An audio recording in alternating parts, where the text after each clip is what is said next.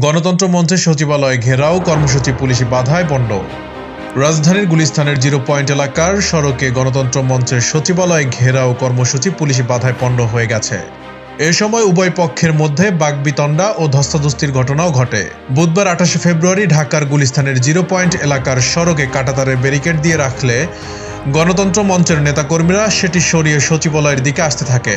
দলটির নেতাকর্মীরা ব্যারিকেড ভেঙে সচিবালয়ে প্রবেশের চেষ্টা করলে শুরু হয় দুপক্ষের মধ্যে বাকবিতণ্ডা ও ধস্তাধস্তির ঘটনা।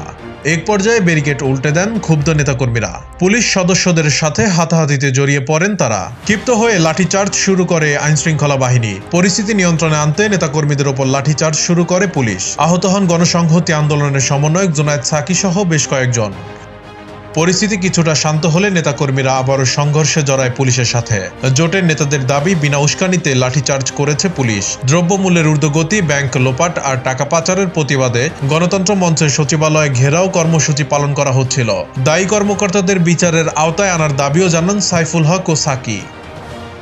রমনা জোনের এডিসি শাহ আলম মোহাম্মদ আখতারুল ইসলাম বলেন, সচিবালয় রাষ্ট্রের গুরুত্বপূর্ণ এলাকা। বরাবর অনুরোধের পরও ব্যারিকেড ভেঙে পুলিশের ওপর হামলা চালালে তারাও পরিস্থিতি নিয়ন্ত্রণে লাঠিচার্জ করেছে।